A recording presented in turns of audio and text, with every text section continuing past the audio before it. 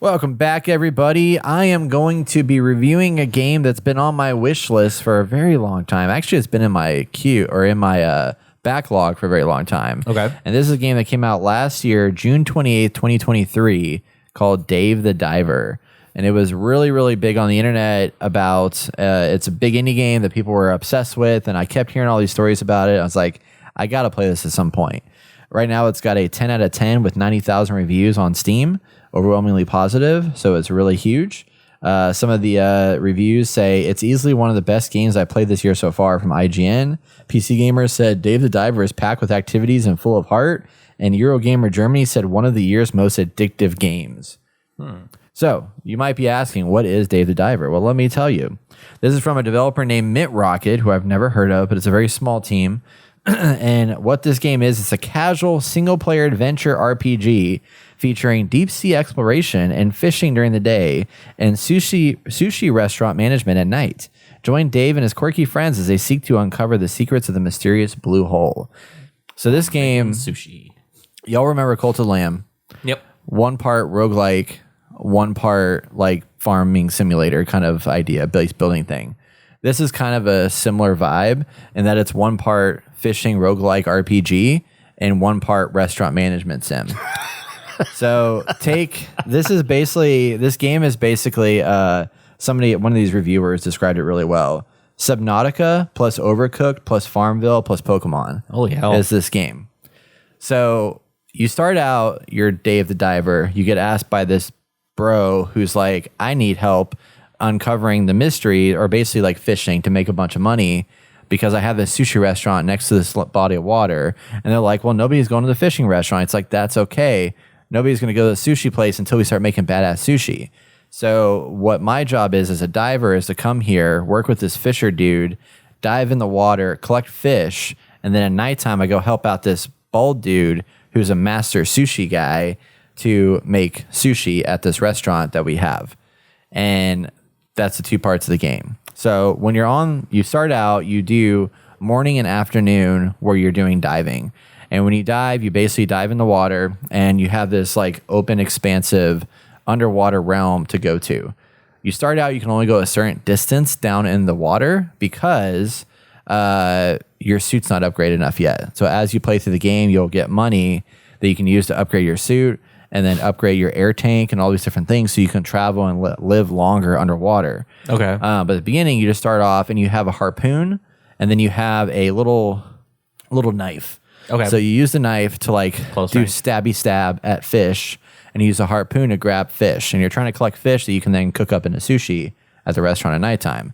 So the harpoon gun, you shoot the harpoon gun out, it'll hit the fish, it'll grab onto them, hopefully pull them in. If they have more health than requires that, you have to go up there with the little stabby stab knife and like bam, bam, bam, bam, they start losing blood. Yeah. And then you then stab them with the harpoon and pull them in and collect fish. You do get encumbered. You have a weight limit, so you can upgrade that weight limit over time. But once you get encumbered enough, you go back up to the surface and then get on the boat and you can unload all your stuff onto the cargo spot on the ship. When you're underwater, you have to pay attention to two things. One, the depth that you are in the water. You can only go to a certain depth with your suit. Your encumbrance, so you got to make sure you don't like get too over encumbered. And sink. And then your oxygen. So your oxygen levels will run out. If you start getting attacked by fish, your oxygen will deplete. It's basically like your health. Health bar. Yeah. And there's also these little oxygen tanks as you're exploring that you can go to like replenish your oxygen as you're traveling, or you'll find little chests that can have a special item in it. Sometimes it's an oxygen tank, sometimes it's a weapon, sometimes it's a melee weapon. It could be a bunch of different stuff. You'll also find ingredients down underwater. So you'll find these little like pots, and inside the pots you might have salt or olive oil or whatever that you can use to enhance your dishes when you go to the restaurant simulator part of it.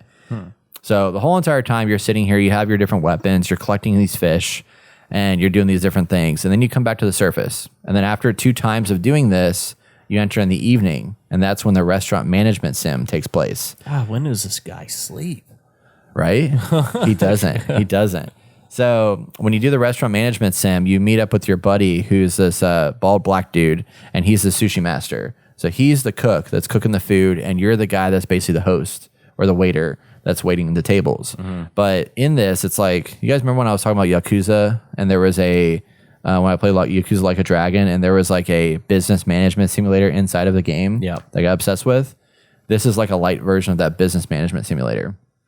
So you start out where you just manage your recipes. So based on the fish you collect, you select the recipes for the menu you want to serve that day. So let's say you get 5 trout. Like you put out a recipe that's like trout sushi, and then you can sell 5 of those. And once you run out of the 5, it goes back to just like basic sushi that you don't get any money off of. Your goal is to make more money that you can use to then upgrade your stuff and go through this whole loop process of like getting money, upgrading your stuff, exploring more, et cetera, et cetera. You also eventually can hire staff that can either help to serve the food or also cook faster. Because again, the more you play the game, the more people will come out, and you have to go up to those people and deliver them their orders, just like you would in Overcooked. And then you also have to like serve drinks. So there's like a little drinking mini game where you're like pouring green tea, and you have to pour a certain amount of tea in there at that moment. Seems like Meanwhile, there's a lot of food being delivered out. So it's like an Overcooked rush of like, go grab the food, deliver it to the person, grab the food, deliver it to the person. And you have to make as much money as you can without losing money to the expenses that you have with your staff and this, that, whatever by the end of the night. So you want to always profit. Good God, man, this seems like a lot. I thought it was an indie game. Jeez. Right, Yeah. exactly. And the crazy thing is this game is only $20. So I've already put in like 4 hours in the game, and I haven't even exited chapter 1. And there's, I think, 8 chapters in this game. So a lot of chapters. As you continue to play, you also can unlock and research new recipes, or you can enhance your existing recipes with fish. So you use like, let's say 3 fish to upgrade your recipe so that you can then make 15 coin per item versus 12 or whatever. And you upgrade those recipes and get better and better to make more money.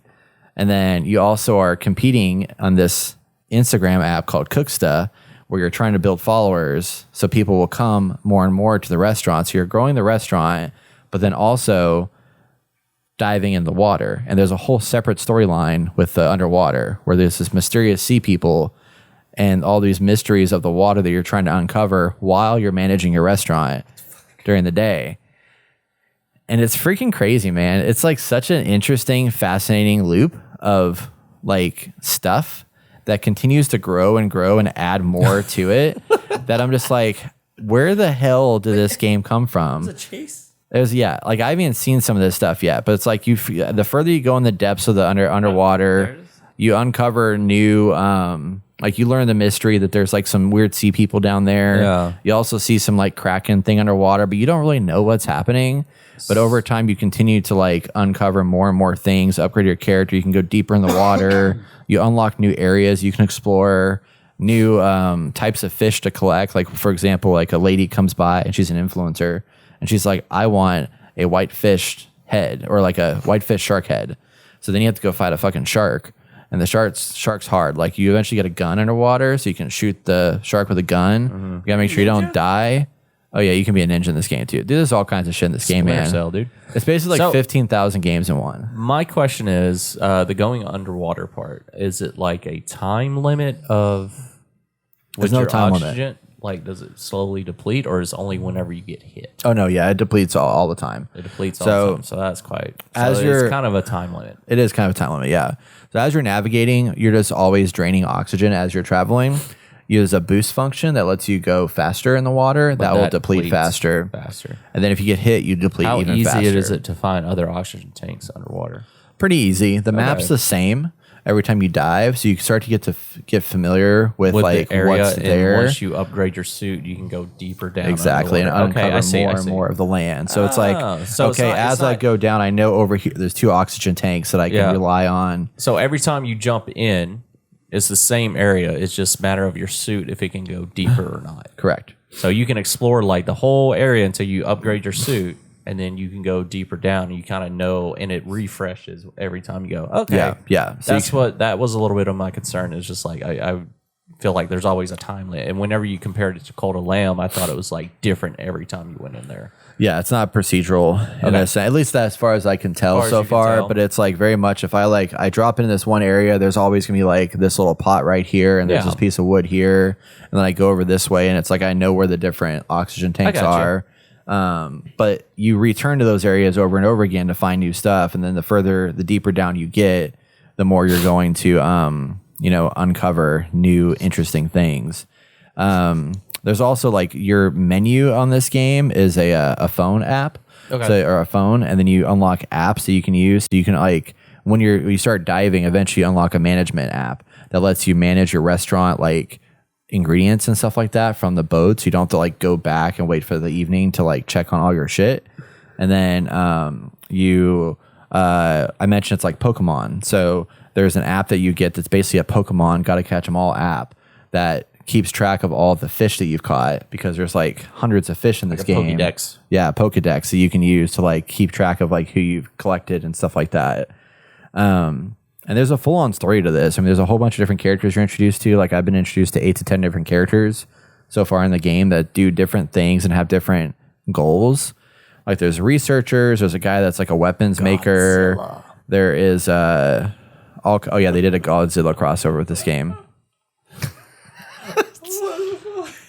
Dave the Diver, man. This is interesting because it seems like they're not making fun, but there is a lot of Easter eggs about this game that's comparing it to like either other games or to like movies and TV shows. That's pretty cool. Yeah, It seems funny and whimsical. Yeah, it's very funny, very whimsical. It's got a lot of interesting. It reminds me a lot of. Y'all remember there was a game that I played that I got really obsessed with. I can't remember the name of it, but it was like a 80s action flick, top-down indie game. Miami, hot, Super Miami, hot. I know it's like that, but it wasn't that game. But it was like it was a one-off game. But you basically like you collected, you bought property throughout the city, but you also would drive around and fight bad guys and like take over territories and stuff like that. I don't know. It reminds me of that game, which I need to find the name of it. Plus a little bit of a Golf Story, like the allure that I got out of Golf Story. But it's a really fascinating game. It's quick. I've been playing it half on my PC and half on my Steam Deck. Okay. So I've been like using my Steam Deck again with this, and the controls are super simple on the Steam Deck, and it's a great game for the Steam Deck. Do you use your Steam Deck that often? Not super often, but every once in a while there's a game that I'm like, oh yeah, I'm gonna play this on here. Nice. Like I've been playing Balatro on my Steam Deck. Oh, that's so, right. Yeah. So I've been jumping into that a little bit, and then Dave the Diver is a good one for that as well. I'm getting this on the Switch. Yeah, I think you'll really like it. I mean, it's Switch, yeah. It's the gameplay loop is so addicting, and you can jump in there. You can do like literally the 2 dives, and then the restaurant management in like a 30-minute sitting or whatever, and then just like run that loop over and over and get like good satisfaction of like unlocks and new story beats and things of that nature. And it's auto save the entire time. So if you just do like one dive and then you want to quit, you can quit and move on. But there's a lot of stuff that emerges in the game that I'm like, holy shit, like they keep throwing new things at me that I didn't expect. So it's pretty cool. Yeah. Dave the Diver. Check it out. I missed it last year, but it's still highly worth jumping into this year. I mean, I see why it's so popular on Steam. Yeah, it looks fun. There's something in there for everyone. Oh, the art style is great, and the music is great. And there's even like an app on there you can listen to music and just like put it in the background and just chill and stuff like that, which is kind of nice. But vibing. That's what I love about Watch Dogs. You can have your little AirPods in. You can like listen to whatever music's on the game, like shooting people. yeah, good shit, man. Good shit. Dave the Diver. Check it out, folks.